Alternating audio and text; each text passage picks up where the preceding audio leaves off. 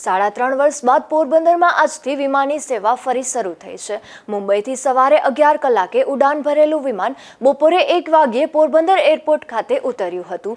ત્યારે હવે સપ્તાહમાં 2 વખત મુંબઈ પોરબંદર વચ્ચે વિમાની સેવા ઉપલબ્ધ રહેશે। પોરબંદરના સાંસદ અને ધારાસભ્યના પ્રયાસોથી લોકો ફરી આ સેવાનો લાભ લઈ શકશે। પોરબંદર એ ગાંધી જન્મભૂમિ અને સુદામા નગરી તરીકે વિશ્વભરમાં પ્રખ્યાત હોવાથી અહીં મોટી સંખ્યામાં પ્રવાસીઓ મુલાકાતે આવે છે।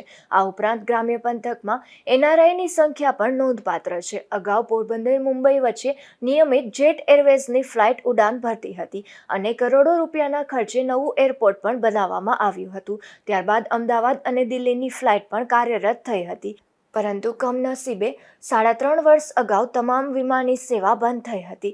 1980ના દાયકાથી પોરબંદરમાં મુંબઈ સુધીની વિમાની સેવા કાર્યરત હતી। ત્યારબાદ અમદાવાદ અને દિલ્હીની વિમાની સેવા પણ શરૂ થઈ હતી। જોકે કોરોના મહામારી દરમિયાન આ સેવા બંધ થઈ ગઈ હતી। 3.5 વર્ષથી બંધ રહેલી આ સેવાને ફરી શરૂ કરવા માટે વેપારીઓ અને વિવિધ સંસ્થાઓએ રજૂઆત કરી હતી। પોરબંદરના સાંસદ ડોક્ટર મનસુખભાઈ માંડવિયા અને ધારાસભ્ય અર્જુનભાઈ મોઢવાડિયાના પ્રયાસોથી આ સેવા ફરી શરૂ થઈ શકી છે। પ્રથમ વિમાનના આગમન પર પોરબંદરના ધારાસભ્ય અર્જુનભાઈ મોઢવાડિયા, પૂર્વ કેબિનેટ મંત્રી બાબુભાઈ બોખીરિયા, જિલ્લા ભાજપના મહામંત્રી અશોકભાઈ મોઢા સહિત અનેક આગેવાનો હાજર રહ્યા હતા અને તેમણે મુસાફરોનું ગુલાબના પુષ્પથી સ્વાગત કર્યું હતું। પોરબંદરથી મુંબઈ સુધીની ટિકિટનો દર ₹5,599થી 7,227 સુધીનો રાખવામાં આવ્યો છે। ધારાસભ્ય અર્જુનભાઈ મોઢવાડિયાએ જણાવ્યું હતું કે આ વિમાની સેવાથી પોરબંદર અને આસપાસના જિલ્લાના લોકોને લાભ મળશે। શહેરીજનોએ પણ વિમાની સેવા ફરી શરૂ કરવા બદલ ખુશી व्यक्त કરી હતી। Mahesh Nair, x defence officer. मैं अभी मुंबई से आया था सोमनाथ और द्वारका जाने के लिए और दूसरे कोई मंदिर में जाने के लिए।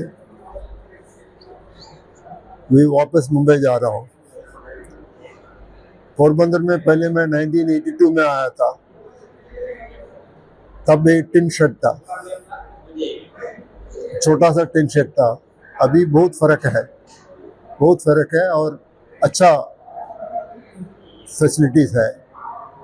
उम्मीद है कि और फ्लाइट्स इधर से और जगह के लिए जाएंगे। 3.5 साल बाद एयरपोर्ट फिर से शुरू हुआ है। मुंबई की आज पहली फ्लाइट जा रही है, तो पहली फ्लाइट पे आप कैसे पैसेंजर जा रहे हैं, तो कैसा फील हो रहा है? बहुत अच्छा फीलिंग है। First passenger, very good feeling, and the arrangements in the airport अच्छा है। પોરબંદર શહેરમાં રાજાશાહી વખતથી એરપોર્ટની સુવિધા અહીંની જનતાને મળેલી હતી, પરંતુ લગભગ છેલ્લા 3.5 વર્ષથી પોરબંદર વાસીઓ એરપોર્ટ અને પ્લેનની સુવિધાથી વંચિત હતા।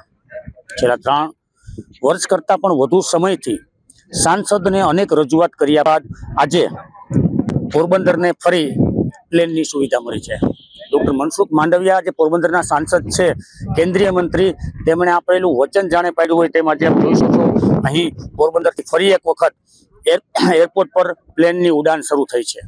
લોકોને અઠવાડિયામાં 2 વખત આ પ્લેનની સુવિધા પોરબંદરથી મળી રહેશે।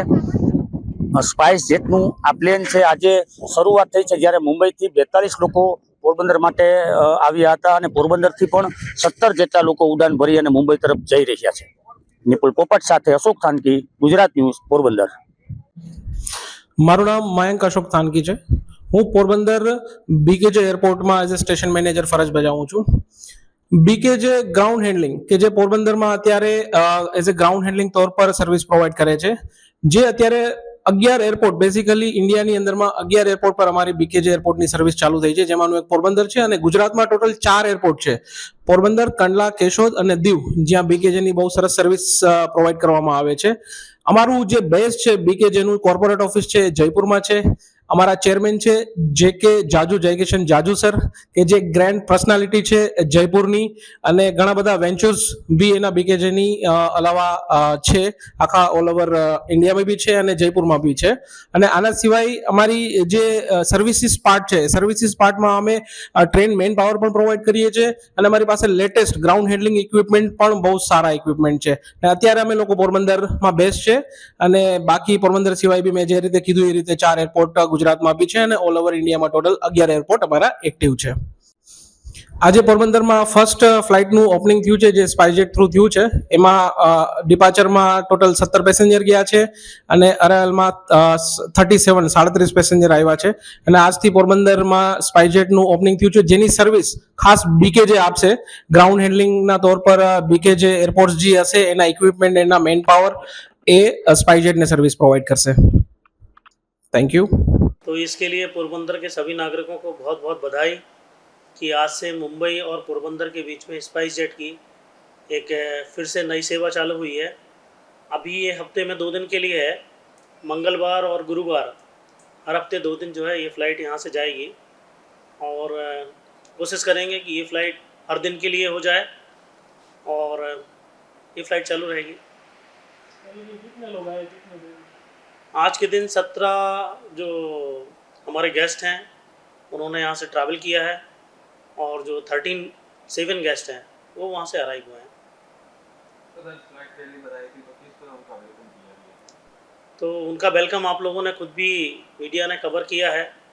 उनको हमने भारतीय संस्कृति के अनुसार तिलक लगाया है, और एक फ्लावर दिया है, और एक एयरपोर्ट अथॉरिटी की तरफ से एक छोटा सा एक गिफ्ट पैक दिया है. ठीक है, एयरलाइंस की तरफ से अपनी तरफ से वेलकम किया गया है, वो भी आपने कवर किया है अपने उसमें मीडिया में. આગામી 1 એપ્રિલથી પોરબંદર મુંબઈ પોરબંદર વચ્ચે નિયમિત હવાઈ સેવા શરૂ થશે, અને અઠવાડિયામાં 2 દિવસ મંગળવારે અને ગુરુવારે પોરબંદર મુંબઈ વચ્ચેની વિમાની સેવા ઉડાન ભરશે. નિપુલ પોપટ સાથે અશોક ધાનકી, ગુજરાત ન્યૂઝ, પોરબંદર.